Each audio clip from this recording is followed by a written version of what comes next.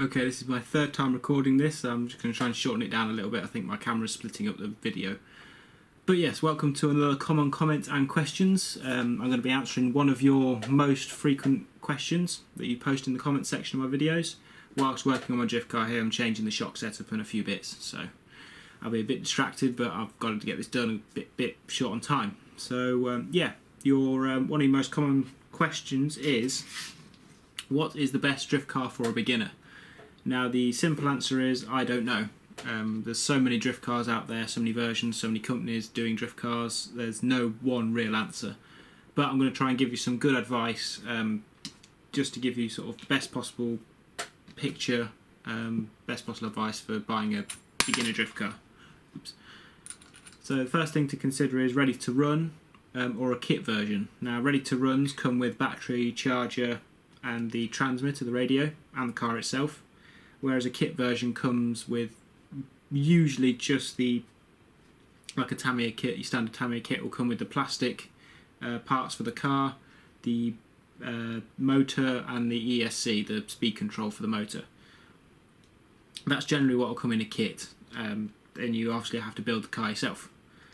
So if you want to come into the hobby and just get in there straight away, don't bother building anything, just get a ready-to-run kit. Obviously it comes ready-built for you. You just have to charge the battery, get some batteries for the remote, and you're ready to go, ready to try it out.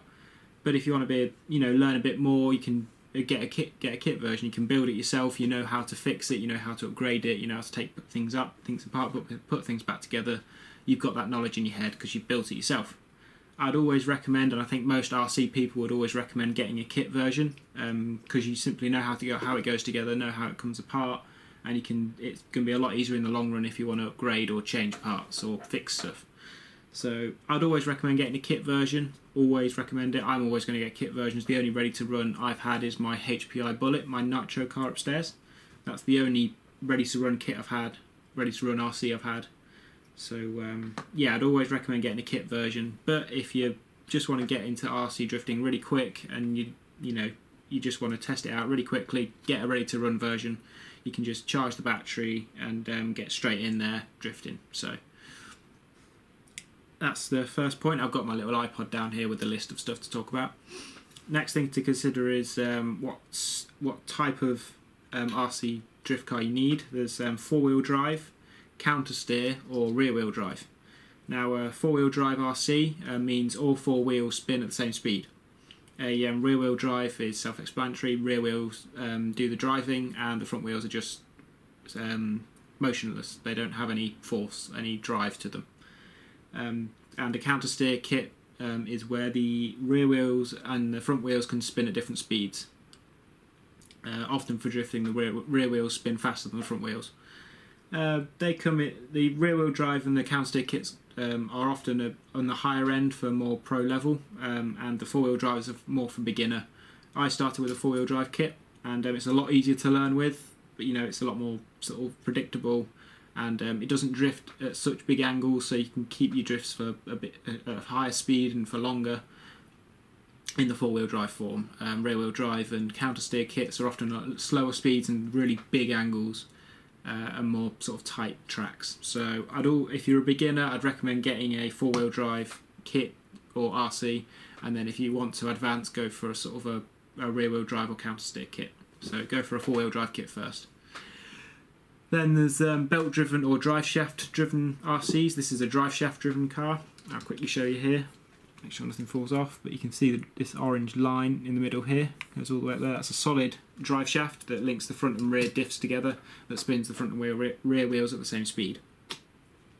So I'd always, most beginner kits are going to come with drive shafts anyway, but belts are often a bit more complex. The belt tension and the different belt gears and stuff like that, it's a bit more complex, so you may want to start with the drive shaft version first. And then, obviously, if you like the hobby, you can upgrade to a belt-driven kit later on. So, yeah, get a drive shaft-driven kit first, or RC first. Last thing to talk about is whether you want a new or a used RC.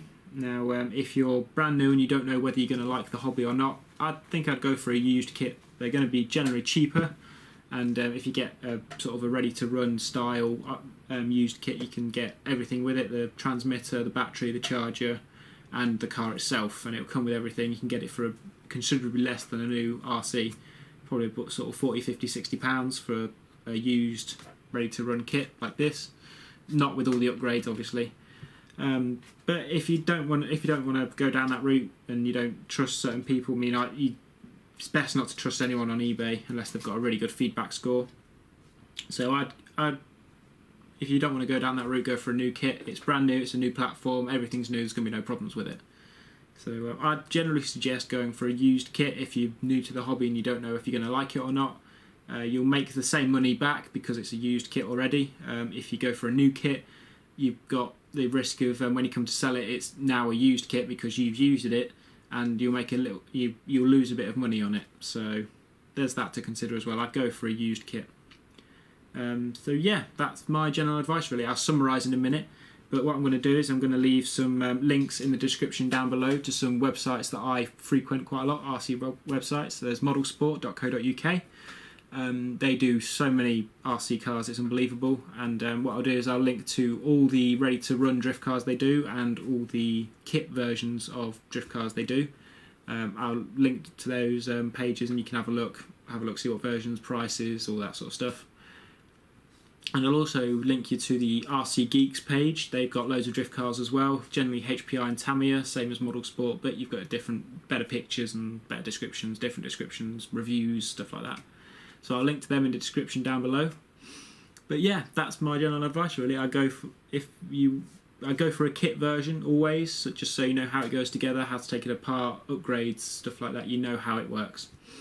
If you don't want to go down the kit version, then you fine, go for a ready to run. It's ready for you. You can get straight in there, charge the battery and get going. But I'd always recommend getting a kit. Do your research about transmitters and stuff, get a cheap one, get a cheap battery and charger, just go straight away.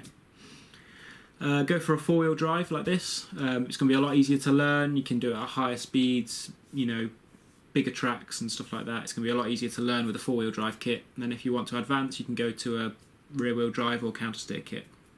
Basic stuff really. Drive shaft kit or RC is generally going to be a beginner RC anyway in there. But yeah, go for one with a drive shaft. And then you can always upgrade to a belt-driven.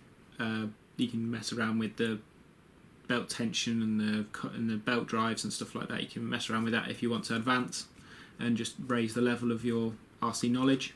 But yeah, go for a drive shaft driven car. And the last thing is I'd go for a used, cheap, ready to run kit with the transmitter, and battery and charger in the car. You're not going to lose a lot of money when you come to sell it because it's already a used kit, so you can sell it for about the same price. You're not going to lose any money.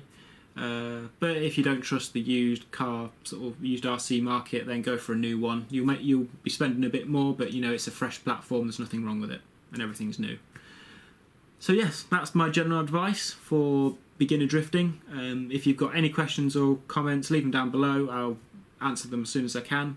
Remember to check out the Facebook and Twitter pages for RC projects. Links in the description as well. I'm not going to force you to go over there. I'm not going to force you to like or follow the page or subscribe or like the video. I don't want to force you to do that. That's your choice. You can do it if you want. But yeah, I'll leave links to the description in the description for those pages if you want to ask me any questions or just post something, show me your RCs. I don't mind. But yeah, thanks for watching. Hope this wasn't too long and I hope it's helped. But yeah, I shall see you next time on RC Projects. Goodbye.